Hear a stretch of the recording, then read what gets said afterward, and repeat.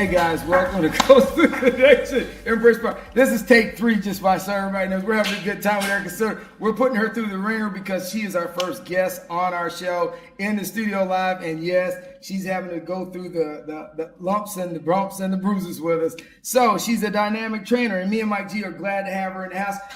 Hails from Maryland. Went to Johns Hopkins. She's an All-American, and now we're trying to figure out why Erica left the cold weather of the East Coast to come down here to Florida. Erica, what's up? Excited to be here and giving my intro for the 3rd time, but so yeah, now I'm up to working with female athletes in Tampa, Florida on speed development and strength training. I had done it in Maryland for 10 years, and I originally started as a skills trainer in my first year of coaching back in 2012. And I realized that I was part of the early specialization problem and giving girls too much of what they were already getting. So I decided to get my master's in exercise science and become a performance coach to help them stay healthy and strong, but to also improve their speed and explosiveness and other parts of their game.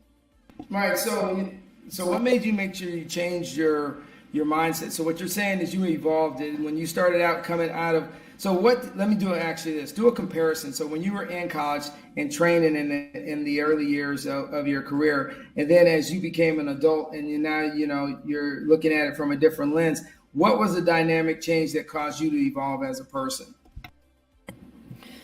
So I take it back to my childhood. I did strength and conditioning when I was in middle school. That was the first time I was exposed to that type of training, and it absolutely improved my game. I felt more conditioned. I improved my speed, my strength. I stayed healthy for the most part. I had some fluke injuries, but I had never gone through a severe ACL surgery or knee tear when I was going through middle and high school and college. And I definitely owe it to the type of training I was doing. And it's just been a part of me my entire life. And not only was it good for my physical game, but also just my mindset. And it made me a more confident athlete because performance training takes you through a lot of stress. You're undergoing a lot of stimulus in the gym. You're running conditioning drills that are a way higher intensity than the game. Well, at least they should be with proper performance training. And sprint training is the most intense thing your body can do. An all-out 40-yard sprint is extremely demanding. So you're just putting your body through a lot, and it takes a lot of discipline. And knowing that you're capable of doing those things and improving yourself, that's what helped my mindset to become resilient. So I just want to continue to share that with young girls, and that's part of my mission as a coach now. Okay. So are you coaching at all, or are you just doing training, or you're kind of balancing both worlds? Because, before the show, Erica was talking about something that's really, since COVID has actually become a major discussion point. And the discussion point is time at home, quality time for yourself, mental health time. And it's ironic that people are taking that a little bit more serious than we did prior to COVID. So Erica, as you look at things holistically, do you think you like being on the coaching side or more on the training side? Well, I would say I'm doing more of the training side. So the coaching side, I see that more as the tactical side of coaching, the technical side. So with soccer, with the ball, or the team coach, I don't want any part of that because I don't like dealing with playing time and formations. I'm dangerous enough to do it, but it's not my passion. I don't enjoy it. My master's degree was in exercise science and performance enhancement. I got my strength and conditioning certification several years ago, and I really enjoy that side of training. I don't think I'm that good enough to be a good team coach. That's not what I do with my athletes. I do all of the work that should be done outside of team practice, because truthfully, speed development and strength can't be done by the team coach because he or she is too busy going over a lot of these young girls need to seek performance training outside of their team practices to truly develop it. And with the athletes I train in Tampa, I require that they work with me at a minimum twice a week, because they're not going to get to where they want to go with the speed. And a lot of girls come to me for speed development, and speed's a highly advanced skill. And it's just as advanced as learning how to shoot a soccer ball or do 1v1 moves. You have to be refining it year round. So I have this standard for my girls that they have to be getting in that 2 times a week, even in season, even if that means seeing me once a week and then doing your at-home program, they have to get in that twice a week. All right. So really what you wanted to say is that you really don't need the 48-hour cooling off period is what you're talking about with parents. Now, it's interesting that I've seen some of these people now, and it's funny is that since time has progressed, your skill set as a trainer was a novelty. Now it's like you go on YouTube, there's like 10,000 different people out doing agility training, not doing skill training, but agility training, making your body stronger. But do you think we're at that point of agility training because we no longer play 3 sports? Because what I believed is the reason we didn't have the injuries I had growing up back in the 80s, because I'm old, is that we were 3-star athletes. And so our body got a break from one sport, and because we were using different muscles for another sport. So my question to you is, now that because of scholarships, because of the competitiveness, like baseball year-round, soccer year-round, basketball year-round, that we've put our youth student athletes in a position where they have to specialize as opposed to being a generalist. What do you think? I get this question a lot, and I hate to give this answer, but it depends. The research does say that if you are going to specialize at a young age before high school, then you are more susceptible to injury or maybe mental burnout, because you don't really have time to enjoy your childhood or to dabble in other sports, or maybe your primary sport coach at that age is going to bench you if you miss soccer for like lacrosse practice. So kids and parents are just feeling the pressure, and I don't really want to point fingers, but it really is in the parent's hand to step up and understand what's best for the kid. Yes, you may have some like prodigies who will get away with specializing, but that's few and far between. There's some professional soccer players who did so since age 8, but it's a very small percentage, while the rest of us, we have to make sure we are getting that variety of sport to develop our coordination. Agility is a big one. I always say the best way to develop agility is not necessarily to see me, especially as an elementary schooler, but to dabble in these other sports. Lacrosse, basketball, those all enhance your reactive ability in soccer and scanning and being able to be aware of your body in space. So I always recommend that type of agility training, or free play in the neighborhood. And free play meaning adults can't be there. It has to be unstructured, where kids set up their own games. And it's great for not just the athleticism part of it, but also teaching kids social skills.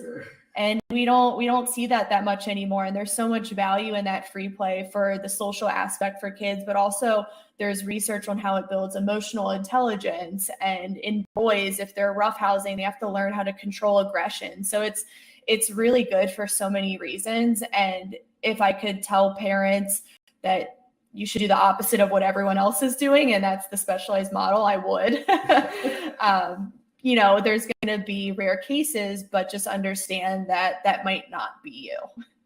Oh, you make a good point, because I got girls, and they all started playing manhunt at a very young age. So they were always outside running, and then they, played their variety of sports. But I also pushed a lot of students into martial arts. So a critical thing with me was my soccer players and my football players, I always wanted them to take Taekwondo, and people would always say, why are you always pushing the players to be aggressive and fighting? I said, Taekwondo is not about aggression. It's about defense, but it's also about control emotion. And so I believe today, and you hit on a key point. So when you look at it from a standpoint right now, societal wise, we have a lot of issues, and the data's out there, and I didn't want to hit you with a bunch of data today, but the data statistically is out there that, social media is really impacting females in sports, and it's impacting their mental health. And so they did a big study a couple months ago, and it was released to the government about the damage that's happening on adolescents and teenagers on social media and mental health and female athletes. And my heart goes out to the family of the goalkeeper, that she passed away, because if that's not a wake up call for our society, I don't know what it is. So, what's your thoughts about that? Hey guys, Vince here. Hey, if you're looking for a good home mortgage and somebody that's going to work with you, call RAC. They're always on point. They're great with veterans. They're great with anybody that's had some challenges in their past. So, if you're looking for a home mortgage, call RAC, Residential Acceptance Corps. Awesome group. The number's below.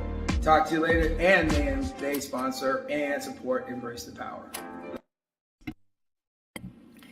Yeah, that's such a good question. And as far as the mental health discussion, I mean, there's so many factors that go into the mental health of a teenage girl. And I do think social media is a factor, but it could be so many other things, who she's hanging out with, or the type of food that she's eating. Maybe she's not eating foods that nourish her brain and her serotonin levels. So there's a lot of undernourishing and underfueling in young girls. So there's just so many factors. But as far as the social media, it's really dangerous to give a middle school girl TikTok and Instagram, because the brain is not fully developed yet. It doesn't fully mature until you're in your 20s. And that's why I'm always so grateful that I wasn't exposed to social media as a teenager, because it's easier for me as an adult to get on social media and discern what's right and wrong and what's helping me and what's not. For a teenage girl with a precarious brain, it's hard for her to be discerning. And she might be comparing herself so much that it's crippling. Whereas me as an adult who didn't go through that at a young age, I can hop on social media and see someone and compare myself to them. But my mindset is, oh, well, that comparison, that pumps me up. It actually motivates me. It doesn't cripple me. But it's different for an adolescent girl. It might beat her up. It might make her feel insecure. So I'm really extreme when it comes to social media, but I would recommend against it and having limitations on it. I have several remote athletes I work with whose parents don't allow they have it, and they don't know what anxiety is. They've never really felt it, and they're very grounded girls and very motivated, and they do their workouts and they take care of themselves. But that's just what I've noticed as a coach working with girls every single day, that the ones who don't have social media are better off mentally. Well, you know what? I'm going to agree with you on that. After having 5 girls and having a group that grew up with almost no social media and the back end with a little bit of social media, and just the experience of it, it's hurting our society. And I think we just like China's doing now, and a couple other countries are doing, they're actually starting to go back and kind of get some regulations on it. But the one thing I really liked about is that Mike has your website. And so we're going to pull it up, because if anybody's really trying to find out who you are, where and what you're about, it is your website. And we're going to talk about your book after that. But Mike, if you can pull Erica's website up real quick. Bye. And also, you know what, and her Twitter handle, you're on Instagram and you're on Twitter, right? And what else? Instagram and Twitter mainly, and YouTube, Erica Suter YouTube. But I've tried to just narrow where I'm at and just get good at a couple things. I used to be on LinkedIn, but then it got super spammy and I was just like, I need to get off of this. So mainly Twitter, Instagram, and YouTube. All right, so let me ask you a question. You have a podcast called The Queens of not soccer. It's what is your podcast? The Soccer Queens podcast. Okay, that's what I knew, was because I watch it all the time. So let me ask you, it's kind of edgy. You guys actually touch on stuff that makes some people uncomfortable. But here's the problem: is you can't snowflake around reality. And I really appreciate the fact that before you started doing your podcast, you used to actually write some articles back in the day. That's how I got to meet you. Is that you were on LinkedIn and you were dropping content, but you know what? But you were keeping it real. So from the time that you used to drop that 100% content to now, what has changed? Oh my gosh. So I'm glad you asked this question because I've never really talked about this publicly. But so yeah, when I started my blog in, I think it was 2014, 2015, I wrote a lot about fitness and female athlete training, but my writing was just really edgy, and I definitely was carrying around a lot of like resentment and trauma that I hadn't worked through. And I write about this in my book, but I was in an abusive relationship in high school, and it took me all through my 20s to heal. And I think a lot of my emotions were like coming through in my writing, and it did get attention and it got me an audience, but I look back at some of those articles and I wasn't proud of some of the language that I had used. And now I've completely just changed my language since I've healed since that time. And I've become more clear on my messaging and what I want to promote to young girls. And with the Soccer Queens podcast, it's more about the training side of things, the performance nutrition. And I think you were talking about my other podcast, the Girls to Queens podcast. So, yeah. And so I do that podcast more on just the lifestyle decisions for young girls. And I don't want girls to go through what I went through. And I want them to make sure that if they do go through a traumatic experience, they get help and they really look to heal and not just be defensive or numb themselves or rely on partying and all this other stuff that they see on social media that's like super toxic for their lives. So my co-host Jenna and I talk a lot about just being very righteous women and living through purpose and faith. And it's been a really cool project. We do it pro bono. We don't sell anything from it. We just have an Instagram account and post really funny reels. And I don't really promote it on my Soccer Queen account, but if people are called to find it, they'll find it. But we've had some really crazy episodes, and we talk about, the dangers of the sexual and the promiscuity culture being promoted by celebrities and how young girls are getting sucked into it. And it's so dangerous and unfulfilling. And we just want to like warn girls that this is not the way. And it's a very interesting show. We have some very controversial topics, but it's just trying to protect young girls from the nonsense. No, I gotta commend that. Don't trust me. We had a guest on here, the trophy wife, and she was kind of laughing about how she makes fun of certain things and how people just took her the wrong way. And then the thing is when you start addressing things that are controversial or uncomfortable, and I tell Mike this all the time, our society is kind of morphed into this, that's very uncomfortable, so let's not talk about it. But if we don't start addressing these things, so unlike back in the day, they actually would address the issue, because as my grandfather would say, bad news don't get better with age. So Mike's got your book pulled up. So how long did it take you to write it? 6 months. Yeah, actually exactly a year ago, I started writing it. So June of 2021. And I just woke up one day and told my boyfriend, I was like, I'm going to write a book.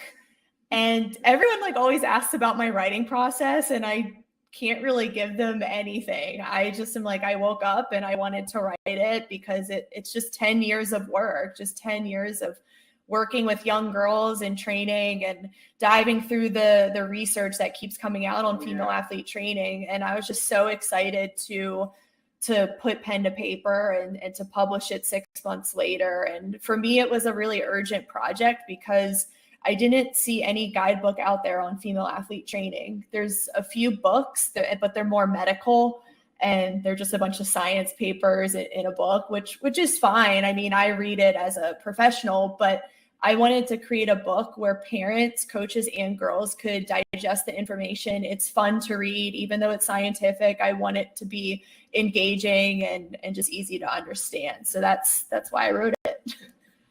Well, I had a conversation with a cosplayer from Israel yesterday. She's at Columbia University, and we were just having discussions about book writing, and I was talking about your book.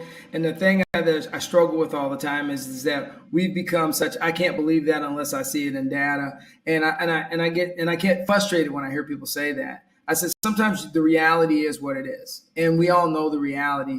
And so the thing I like about you is that you've always looked at the reality, and you don't say, well, statistically from this side of it, you don't even go down that road. You literally go, hey, this is what the real is. This is what they go through. Because once you're dealing with young people on a regular basis, you don't need data points to know that if I have a group of 50 people, there are 50 different individuals going through 50 different problems with 50 different things around them. And so what I like about it is how you marginalize things to the point where you set things in conditions to where you can take care of that individual, and not to say that I'm going to lump everybody into one large category, because everybody's problems are different, especially when it comes to training people, and then Mike had your website up. So if anybody's looking to get on your website, then Mike finally found it for me. There you go. Erica's got this killer website, guys. And then you have to negotiate the cost effectiveness of with the pricing with her, because that's the way it works. Because she's gonna look down and see what you need, set you in the right parameters for you to get that training, and then in that way you're paying for what you need, not for what you think you need. Is that a true statement? Yeah, that's a true statement. And yeah, I mean, the way I structure my program for in-person and remote, it is very individualized. So a lot of my programs are based on the chronological age of the athlete, but also the training age. So maybe they're an 8th grader, but they haven't been exposed to this type of training. They're going to probably start in the beginning so they can build that foundation. So it's super individualized. It's based on the off season or the in season of the athlete. The in season, we're rarely doing conditioning. We're not doing a lot of like high volume sprints or change of direction. It's more of a maintenance and recovery. So it's super individualized, but we're also tracking progress on a weekly basis. We look at 10-meter fly times, 40 yards, 20 yards, look at vertical jumps, broad jumps, and I put all the data on a phone app for both my in-person and my remote. And it's important for me to show athletes that the program's working and that their consistency is paying off. And for anyone who's slacking or doing that one time a week, then the data shows it. The data shows that they're not improving. So the program's really structured, and there's a purpose behind it. And I want people to know exactly what they're getting out of it, because me just improving speed and strength, that's the bare minimum. But some trainers don't even show the data or the improvements. And I just laugh because, you see all these people on Instagram, oh, I do speed and agility. And it's like, well, no one's tracking anything or showing parents what they're paying however much a month for. So I try to be like really structured in what I'm doing. Oh no, and one thing I like is, so do you work with analysis? Like, the colleges have morphed, and so it used to be you show up, you get stretched, you train for 10 days, then you go play your first game. Now, like I was down at University of Florida, I was down at Central Florida. I went to like several different colleges over the last couple of years due to ID camps, but I actually went there and some of the teams were training. And before they even got on the field, the first 5 days, they literally were doing to see if you can even make the cut, the physical fitness side. So how do you prepare your older students to understand that it's not just about skill and about touches and technique, that when you show up, your first thing you walk into is a fit test? Yeah, I love working with the upperclassmen in high school and preparing them for that preseason, because looking back at my freshman preseason at Hopkins, it was hard, but I put in the work that summer before freshman year, and I still was like digging in that preseason. But I made top 3 on every fitness test out of 30 girls as a freshman. but it wasn't easy to do that. I mean, we were running like 400 meters, 200 meters, half field suicides. I forget what the conditioning test was, but it was like 20 minutes of that, like track runs and then like suicides. And this is in like 95-degree weather in Baltimore humidity. And I just like can't reiterate enough to like the girls going into college, you have to start that summer training early. You have to start it, I would recommend, at least 3 to 4 months out. And it becomes really dangerous when you even wait a month to start preparing for that preseason, not just because you might not show up physically fit, but you can also increase your chance of injury if you're not ready for the demands of two-a-days or those preseason scrimmages, right, or just like all the extra change of direction. And that's usually how ACLs happen in that preseason, is they're not used to that amount of load and that spike in load and that increased change of direction. So I recommend girls start at least 3 to 4 months out and slowly build up to that preseason training, and not just to get like fitness test fit. You want to pass your fitness test, but you also want to prepare your game fitness. So making sure you're ready for the demands of the small-sided games. You're still touching the ball in the summer while you're doing all this speed and strength and conditioning, and you're getting out and playing pickup soccer. And one thing I did before Hopkins freshman year was I played pickup soccer with boys, because it was great. And I recognize that the guys' game is faster pace, and they were stronger and more physical than me. And I had to really level up my playing. So when I played pickup soccer with the guys and then finally got to Hopkins preseason, playing against college girls was really easy for me because it was a higher intensity than what I was about to go into. And I think it's really important to put yourself in uncomfortable and challenging environments before that college season. No, and that is a great point, is that I always believe in that scrimmage between male athletes and female athletes actually helps with people picking up their speed, picking up their skill, because your touch, you can't hold the ball as long, because boys come a lot faster as they got older. Now, when they're 10, when you guys are 10 and 10 years old, even, it's kind of even, Steve. I've seen the girl teams beat the snot out of the boys because the boys overcommit, but as time progresses, things change. So, Erica, the one thing is you got videos online. You have your book out. You have people can get in contact with you. So right now you are located in what area for general reasons, so people kind of know where you're located, so if they want to do a time to distance. Because what I'm going to do is, once we're done with this, we're going to clean it up, and then we're going to push it out to a bunch of different soccer teams and people that in my network here in the Tampa area. So if your phone gets blown up, it ain't my fault, Mike G. Move.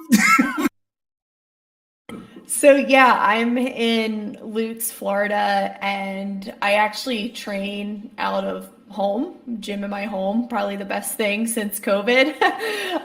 So I do that, and it's all small group training. Of course, everyone's on their individual program, but I've just found that the group setting is just more competitive, and we can socialize a little bit and meet some people from other clubs. I don't work with just one club specifically. I work with Florida Premier, TBU, Florida Flames, Lutz Rangers. So anyone who's looking to get better twice a week at minimum and to commit, you're ready for the training. I don't just take on anyone and everyone. I just really want you to be on board and the training to impact you, because I've seen amazing things happen with consistency and dedication. And I'm not the shortcut type of person. So, and you know this.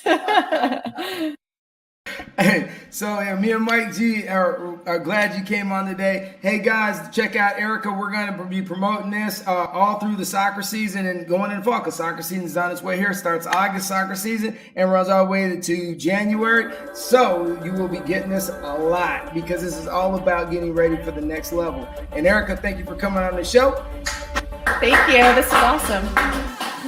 And as me and Mike G always say, keep it rolling.